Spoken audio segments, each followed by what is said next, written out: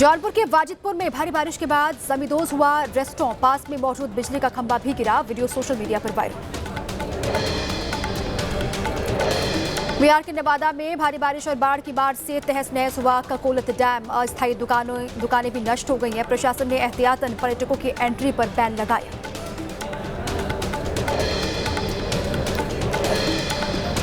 अल्मोड़ा में जान जोखिम में डालकर स्कूल जाने को मजबूर हैं बच्चे। बरसाती नाले के उफान से खेड़ा मार्ग पर आवाजाही बाधित है। यूपी के गाजीपुर में गंगा समेत छोटी नदियों का जलस्तर खतरे के निशान के पार पहुंचा। मोहम्मदाबाद तहसील के कई गांवों में घुसा पानी। आने जाने के रास्ते पूरी तरीके से बंद हैं। फसलों को भी नुकसान हुआ है। यूपी के महोबा में 3 घंटे की बारिश के चलते पानी से लबालब हुई मंडी। पानी भरने से अनाज भी खराब हो गया। मंडी समिति से किसान और व्यापारी दोनों ही नाराज। यूपी के मुरादाबाद में रामगंगा नदी के जलस्तर ने पार किया खतरे का निशान। आसपास के गांव में बढ़ा बाढ़ का खतरा। प्रशासन अलर्ट। लगातार बारिश से अयोध्या में सरयू नदी का जलस्तर बढ़ा। प्रशासन लगातार कर रहा है मॉनिटरिंग। यूपी के चंदौली में गंगा नदी का जलस्तर बढ़ा। आसपास के इलाकों में बाढ़ जैसे हालात बन गए हैं। प्रशासन ने लोगों से पानी से दूर रहने की अपील की है। बिहार के समस्तीपुर के कई गांवों में फैला बाढ़ का पानी। जान जोखिम में डालकर रास्ता पार कर रहे हैं ग्रामीण। सुरक्षित स्थानों की तरफ कर रहे हैं पलायन। दिल्ली में यमुना नदी का जलस्तर खतरे के निशान के पार पहुंचा। लोहा पुल से सामने आया नदी का रौद्र रूप। नदी किनारे रहने वाले लोग डरे सहमे। तकरीबन 41 घंटे बाद बहाल हुआ चंडीगढ़ मनाली नेशनल हाईवे। मंडी से औड तक का सफर अब भी बना हुआ है खतरनाक। दवाड़ा जलोगी के बीच 4 जगहों पर लैंडस्लाइड। उत्तराखंड के मुनस्यारी में हालात का जायजा लेने पहुंचे जिलाधिकारी। प्रभावित परिवारों को बांटी राहत सामग्री। उत्तराखंड त्रासदी के बाद अब तक 566 लोगों का रेस्क्यू किया जा चुका है। अभी 300 लोगों को निकालना बाकी है। खराब मौसम की वजह से रेस्क्यू ऑपरेशन में दिक्कतें। उत्तरकाशी में आपदा के सेंटर पॉइंट धराली में एनडीआरएफ की टीम ने काटे छतों के टीन शेड। घरों के अंदर दबे लोगों को ट्रेस किया जा रहा है। उत्तराखंड के धराली और हर्षिल में युद्ध स्तर पर रेस्क्यू ऑपरेशन चल रहा है। आपदा स्थल पर पुलिस, एसडीआरएफ, एनडीआरएफ, आईटीबीपी, सेना, फायर ब्रिगेड की टीम तैनात है। पीड़ितों के लिए लगातार भेजी जा रही है आवश्यक चीजें। उत्तरकाशी के गंगनाली से 3 किलोमीटर आगे ढहा पुल। आवाजाही शुरू करने के लिए बीआरओ की टीम नए पुल का निर्माण कर रही है।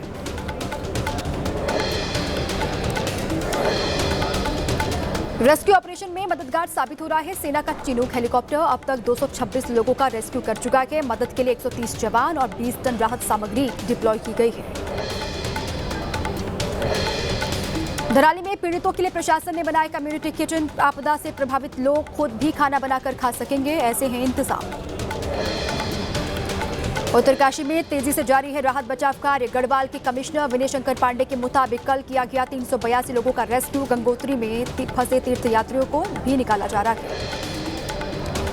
मुख्यमंत्री पुष्कर सिंह धामी ने धराली हर्षिल में चल रहे बचाव राहत कार्य की जानकारी हासिल की। उत्तरकाशी के मातली में NDRF DG, ITBP DG, DGP Uttarakhand और अन्य अधिकारियों के साथ उच्च स्तरीय बैठक की है।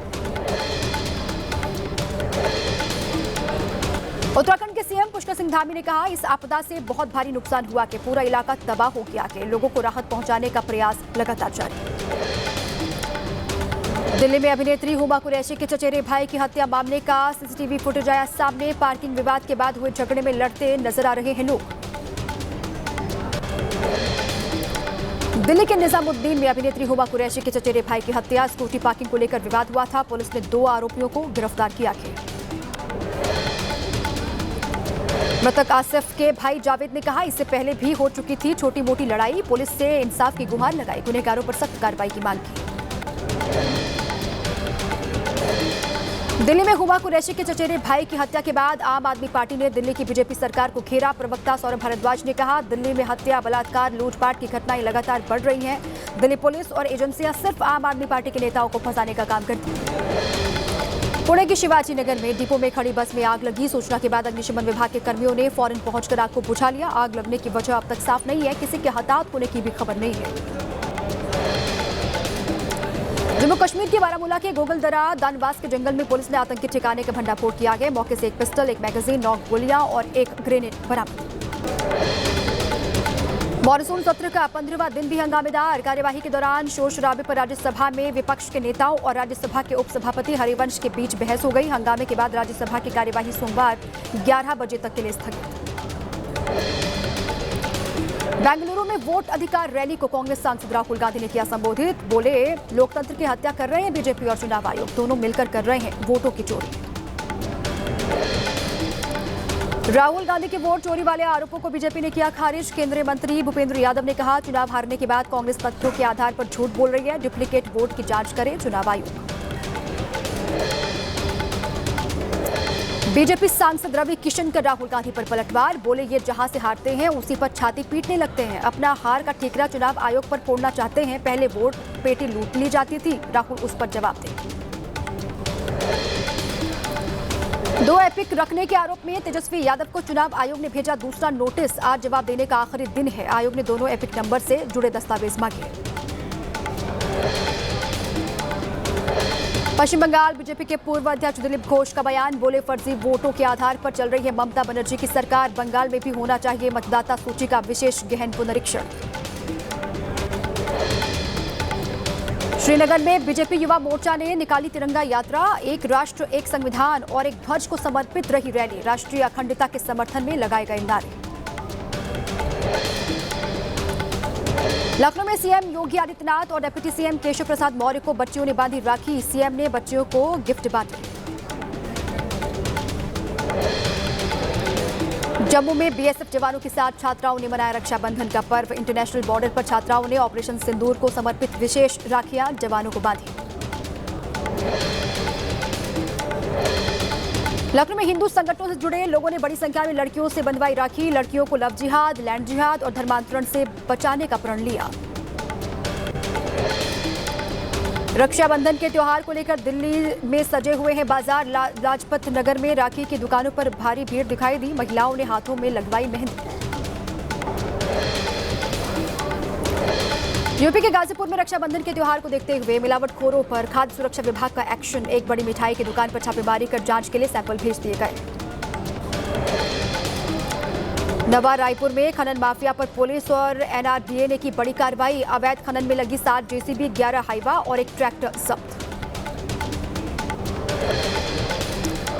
मध्य प्रदेश के इंदौर में मासूम बच्चों के सौदागरों का भंडाफोड़। गिरोह में शामिल महिलाएं करती थी बच्चे चोरी। पुलिस ने आरोपियों को गिरफ्तार किया है। कपिला पशु आहार बनाने वाली company Kamdhenu cattle feeds private limited ने पूरे किए 34 साल। जयपुर में सिल्वर जुबली एनुअली मीट और डीलर्स कॉन्फ्रेंस का आयोजन किया गया। कंपनी के मैनेजिंग डायरेक्टर एसएन शिवहरे ने बताया कि कपिला पशु आहार देश के बढ़ते दुग्ध उत्पादन में अपना अहम योगदान दे रहा है और साथ ही ग्रामीण अर्थव्यवस्था को भी मजबूती देने में सकारात्मक भूमिका निभा रहा है। अगस्त के आखिर में भारत आएंगे रूस के राष्ट्रपति व्लादिमीर पुतिन। मॉस्को में राष्ट्रीय सुरक्षा सलाहकार एनएसए अजित डोभाल और पुतिन से की मुलाकात हुई है। ऊर्जा रक्षा संबंधों पर बात हुई है। जम्मू कश्मीर के पुंछ में कड़ी सुरक्षा के बीच छड़ी मुबारक यात्रा में शामिल श्रद्धालुओं का बाबा बुढ़ा अमरनाथ चट्टानी मंदिर में स्वागत किया गया। कल छड़ी मुबारक बाबा अमरनाथ की पवित्र गुफा में स्थापित की जाएगी।